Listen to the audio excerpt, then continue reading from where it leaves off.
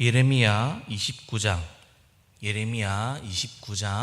24절로 32절까지의 말씀입니다.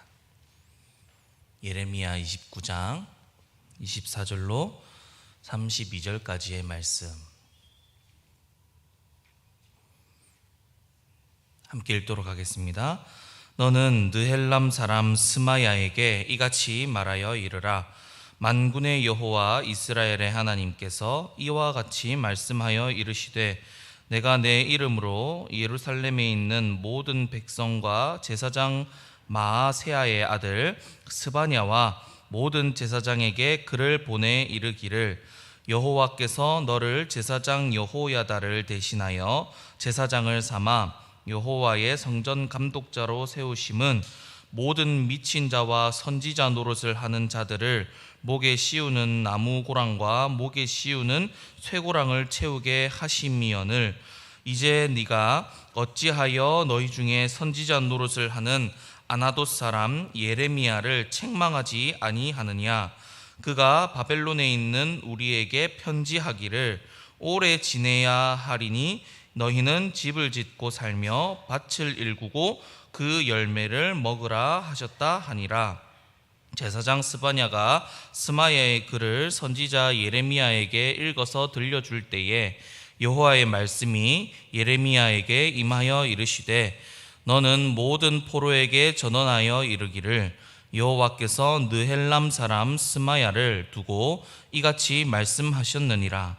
내가 그를 보내지 아니하였거늘 스마야가 너희에게 예언하고 너희에게 거짓을 믿게 하였도다. 그러므로 여호와께서 이와 같이 말씀하시니라. 보라, 내가 느헬람 사람 스마야와 그의 자손을 벌하리니 그가 나 여호와께 패역한 말을 하였기 때문에 이 백성 중에 살아남을 그의 자손이 하나도 없을 것이라. 내가 내 백성에게 행하려 하는 복된 일을 그가 보지 못하리라 하셨느니라. 이것은 여호와의 말씀이니라. 아멘. 오늘 우리가 함께 살펴본 이 본문의 내용을 한마디로 설명드리자면 예레미야 선지자 대 스마야입니다. 제가 여기서 스마야의 선지자를 붙이지 않는 것은 이 스마야는 거짓 선지자이기 때문입니다. 당시 상황에 대해서 먼저 설명드리자면 남유다가 바벨론에 의해서 멸망당하고 많은 유대인들이 바벨론의 포로로 잡혀간 지 얼마 되지 않은 상황이었습니다. 그런데 바벨론 상황이 내부 사정이 너무 불안해서 무너질 조짐이 보였습니다.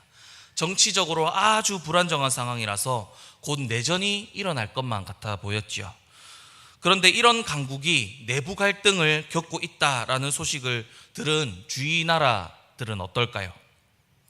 바벨론을 무너뜨리는 나라라면 당시 최강의 나라라는 타이틀을 얻을 수 있었기 때문에 그 기회를 항시 엿보다가 기습적으로 쳐들어와서 이 전쟁을 벌일 수 있는 그런 상황이 있었다는 것이죠. 그러니까 바벨론의 포로로 잡혀가 있는 이 유대인들은 어떤 마음이었겠습니까? 바벨론이 무너지면 다시 돌아갈 수도 있겠구나라는 생각을 했다는 것입니다.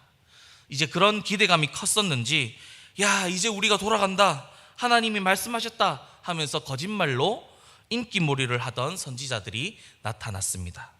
그 거짓 선지자 중 한 사람이 바로 오늘 등장한 스마야라는 사람입니다. 이 사람은 2년 만에 다시 유다로 이 고향으로 돌아갈 수 있다며 자신이 하나님께 계시를 받았다 하면서 사람들에게 많은 인기와 사랑을 얻었습니다. 그런데 당시에는 참 선지자인 예레미야도 있었지요. 예레미야는 바벨론의 포로로 잡혀오지 않고 당시 유다에 남아 있었습니다. 그래서 예레미야는 바벨론에 잡혀간 동포들에게도 이 하나님의 말씀을 선포하고자 전하기 위해서 편지로 적어서 이 예레미야 이 선지자 사역을 계속 이어갑니다. 동포들을 향한 이 마음이 대단하지요. 그렇게 예레미야가 유다에서 바벨론에 이르는 긴 거리를 뛰어넘을 수 있는 이 편지로 예언 활동을 하자 그를 못마땅하게 여기는 스마야도 편지로 예레미야와 맞선 내용이 바로 오늘 읽은 본문의 내용입니다. 자, 그렇다면 여러분, 바벨론에서 활동하던 스마야는 왜 예레미야 선지자에게 맞섰을까? 28절에 보시면 그 이유가 나옵니다. 28절 다 함께 읽도록 하겠습니다. 그가 바벨론에 있는 우리에게 편지하기를 오래 지내야 하리니 너희는 집을 짓고 살며 밭을 일구고 그 열매를 먹으라 하셨다 하니라. 아멘. 하나님께서는 예레미야를 통해서 유다 백성들이 70년 동안 바벨론의 포로로 끌려갈 것을 먼저 선포하셨었습니다. 그것은 유다의 죄 때문이죠. 온갖 우상 숭배와 하나님의 말씀을 듣지 않고 순종하지 않았던 그들에게 내려진 벌이었습니다. 하나님께서는 유다 백성들이 하나님의 말씀이 그대로 이루어짐을 보고 그들의 죄를 회개하고 돌아오기를 하나님께서는 원하셨지요. 그 마음을 예레미야는 너무 잘 알았고 바벨론의 포로로 잡혀간 유다 백성들도 이 하나님의 마음을 알기를 원했습니다. 그래서 하나님의 말씀대로 70년 동안 거기서 살 것이니 거기서 집을 짓고 살며 밭을 일구고 그 열매를 먹고 살면서 죄를 돌이키라 라고 했던 것입니다. 그러나 70년 동안만이니 이것은 너희에게 미래와 희망을 주는 것이다 라고 했던 것이죠. 예레미야 29장 10절의 말씀입니다. 예레미야 29장 10절의 말씀 다 함께 보도록 하겠습니다. 여호와께서 이와 같이 말씀하시니라. 바벨론에서 70년이 차면 내가 너희를 돌보고 나의 선한 말을 너희에게 성취하여 너희를 이곳으로 돌아오게 하리라. 아멘. 그런데 여러분, 이 스마야는 바벨론에서 다른 메시지를 전하고 있었습니다. 성경에 스마야가 어떤 메시지를 전하였는지 정확히 나오지는 않지만 예레미야 28장 3절에 하나냐라는 선지자와 많은 거짓 선지자들이 그랬듯이 2년 안에 다시 이곳으로 되돌려 오리라고 한 이 내용을 전했으리라고 생각이 됩니다. 예레미야 28장 3절을 또 함께 보도록 하겠습니다. 예레미야 28장 3절 말씀입니다. 내가 바벨론 왕 느부갓네살이 이곳에서 빼앗아 바벨론으로 옮겨간 여호와의 성전 모든 기구를 2년 안에 다시 이곳으로 되돌려 오리라. 아멘. 자신들이 하나님의 말씀이라고 마음대로 지어낸 희망의 메시지를 전하면서 이 포로된 유다 백성들의 신임과 인기를 얻고 있었다는 것입니다. 그러니까 예레미야가 70년 동안 포로를 지낼 것이라고 하니까 거기서 또 집을 짓고 밭을 경작하며 열매를 먹고 살라는 이 말이 스마야 입장에서는, 거짓 선지자 입장에서는 얼마나 거슬렸을까요? 게다가 아까 말씀드렸듯이 정황상 바벨론이 무너질 것 같았습니다. 그런데 그런 사정도 모르는 놈이 까불고 있다고 그렇게 생각한 것이죠. 그래서 바벨론에 있던 스마야 선지자는, 거짓 선지자는 예루살렘의 제사장과 백성들에게 그들의 직무를 다하여 모든 미친 자와 선지자 노릇을 하는 자들을 목에 씌우는 이 나무랑과 목에 씌우는 쇠고랑을 채우게 하심이 아니냐, 이렇게 심판해야 되는 거 아니냐라고 편지를 합니다. 그런데 여러분, 여기서 미친 자, 이 선지자 노릇을 하는 자가 누구겠습니까? 바로 예레미야를 두고 하는 말입니다. 미친 자, 이 선지자 노릇을 하는 예레미야를 왜 가만히 두느냐? 70년 동안 바벨론의 포로가 되어서 살 것이니까 집을 짓고 밭을 경작해서 살라는 이 끔찍한 말을 전하고 다니는 예레미야가 무슨 선지자냐? 구원의 소망을 저버리고 유다 본국을 잊게 만들려는 이 예레미야를 당장 끌어내서 쇠거렁을 채우지 않고 뭐 하느냐라는 것이었죠. 그런데 여러분, 참 이상하죠. 이 스마야가 이 편지를 제사장에게 씁니다. 여러분, 제사장은 당시에는 재판이나 심판을 하는 역할을 하지 않았습니다. 재판과 심판은 왕이 하던 일이었죠. 그런데 이 일을 제사장과 백성들에게 말하고 있다는 것은 당시 남유다 사람들이 얼마나 타락했는지를 보여줍니다. 당시 제사장들이 예루살렘이 전쟁으로 인해서 무질서한 상태에 빠져 있는 동안 자신들 멋대로 재판과 심판을 할 수 있는 권한을 갖고 권력을 휘두르고 있었다는 것이죠. 그러나 이것은 하나님 말씀에 율법에 나와 있지 않은 사항이었습니다. 말씀에 하나님께서 제사장들에게는 이런 권한을 주신 적이 없습니다. 다만 율법, 이 하나님의 말씀에 대해서 어떤 논란이나 의문이 있을 때만 대제사장이 판결할 수 있도록 하셨습니다. 하지만 제사장들은 이 말씀을 확대해서 재판하고 심판하는 일까지 했다는 것입니다. 왕처럼 군림하고 있었다는 것이지요. 제사장들이 하나님의 말씀에 얼마나 무지했으면, 이 하나님의 말씀에 대해서 하나님의 말씀을 얼마나 무시했으면 이렇게도 자기 마음대로 했었을까요? 제사장뿐만 아니라 하나님의 선지자라고 하는 사람들마저 혼란한 상황 가운데서 하나님의 말씀을 전하는 것이 아니라 하나님의 이름을 사칭해서 자신의 뜻을 하나님의 말씀이라 전하고 있으니 이 유다의 타락이 어디까지인지 잘 아시겠죠. 그렇게 제사장 스바냐는 스마야의 편지를 예레미야 앞에서 읽기에 이르렀습니다.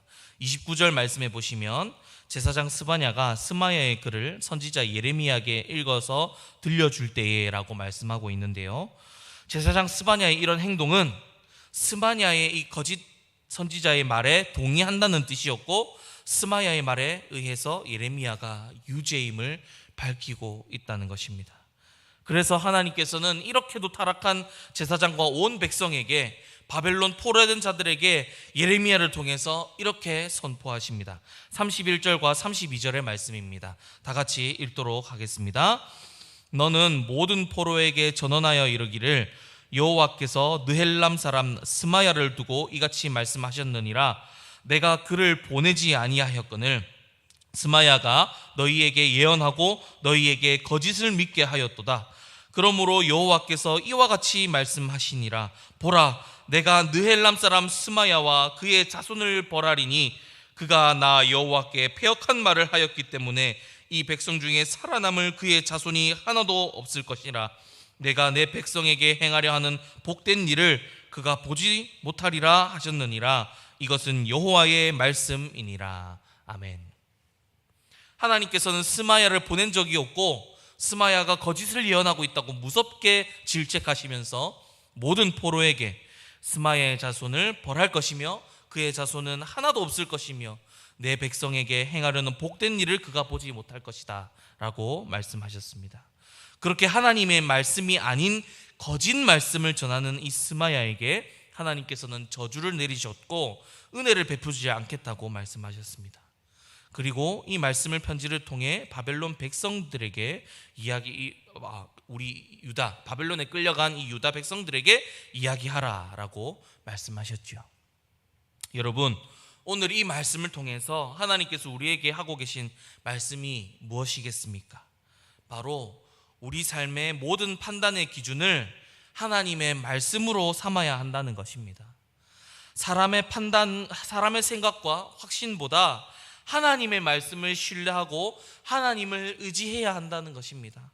이것이 바로 분별력이라는 것입니다. 여러분, 우리 삶의 여러 가지 상황들과 일들 속에서 수많은 선택과 갈등이 있습니다. 그때 우리는 하나님의 말씀을 선택해야 합니다. 물론 하나님께서는 사람들을 통해서 말씀하실 때도 있습니다. 그러나 하나님께서는 먼저 가장 명확한 말씀과 기준을 우리에게 주셨지요. 바로 성경입니다. 옳고 그름의 판단부터 시작해서 내 삶의 중요한 순간, 그 모든 순간순간마다 하나님의 말씀을 기준으로 판단하시기를 축복합니다. 오늘 본문 당시에는 스마야도 선지자라 하고 예레미야도 선지자라고 합니다. 둘 다 하나님의 말씀이라고 선포하는데, 여러분, 둘 중에 누구의 말이 진짜 하나님의 말씀일까 고민해보고 하나님께 기도하고 무엇이 진짜 하나님의 뜻인지 이 유다 백성들은 하나님께 구했어야 했습니다. 그러나 그들은 무엇이 하나님의 말씀일까 고민도 하지 않았지요. 백성들은 스마야의 말에 위로를 얻으며 그것이 하나님의 말씀이라 골라잡아 믿었습니다. 당시 상황들을 보고 판단했던 것이죠. 곧 무너질 것 같으니까 이 상황에 맞는 말을 하는 이 거짓 선지자의 말을 믿었다는 것입니다. 제사장들마저 이 거짓 선지자인 스마야의 말에 동의했었지요. 판단의 기준을 자기로 삼고 하나님의 말씀이고 싶은 것을 골랐습니다. 하나님이 아닌 자신의 눈앞에 펼쳐진 상황과 환경을 자신들이 보면서 판단했지요. 결국 이것은 또 다른 우상 숭배입니다, 여러분. 하나님이 기준이 아니라 자기 자신이 기준이 되어서 자기 자신을 우상 숭배한 것이지요. 그런데 여러분, 100번 양보해서 그들은 성경이 없어서 그랬다 치지만 지금 우리는 어떻습니까? 이 하나님께서 하나님의 말씀이라고 성경책으로 이렇게 우리의 손에 쥐어주셨습니다. 이 말씀대로 살고 이 말씀을 의지하고 선택해서 살라고 우리에게 이렇게 쥐어주셨습니다. 우리에게는 이제 변명의 여지가 없는 것이지요. 우리 삶의 모든 상황 속에서 우리 생각, 우리 판단, 우리가 좋은 것, 내가 보기에 좋고 선택하고 싶은 것이나 이 다른 사람들이 좋다고 하는 것을 확신하거나 의지하지 마시고 하나님과 하나님께서 우리에게 주신 이 말씀을 의지하며 우리의 모든 삶의 기준을 하나님께, 하나님 말씀에 두는 저와 여러분들 되시기를 주님의 이름으로 축복합니다. 내 생각이나 사람들이 말하는 것이 빠르고 좋아 보일 때가 있습니다. 하나님의 말씀대로 하려니까 너무 돌아가는 것 같고 너무 힘든 길처럼 보이는 것이죠. 그래서 우리는 하나님의 말씀에 확신을 가지고 의지하기보다 우리 생각이나 다른 사람들의 말에 확신을 가지고 움직일 때가 많습니다. 여러분, 고난을 당한다면 2년과 70년 중에 여러분들은 무엇을 선택하겠습니까? 말할 것 없이 2년을 선택하지 않겠습니까? 2년이 더 좋아 보이지요. 사람들은 2년이라 하고 하나님의 말씀을 펴보니까 30년이라고 합니다. 70년이라고 말씀하십니다. 또 굴러가는 상황을 보면 근데 2년이라는 말이 더 될 것 같은 말입니다. 그러면 우리가 2년을 선택하고 마는 때가 많이 있죠. 예를 들면 이런 것입니다. 나에게 원수 같은 사람이 있어요. 그런데 사람들이 그러는 거예요. 세상 사람들은 그냥 무시하라고, 편하게 살라고, 편하게 너도 나를 미워하니까 나도 너를 미워하고 그냥 서로 보지 말자. 얼마나 좋냐.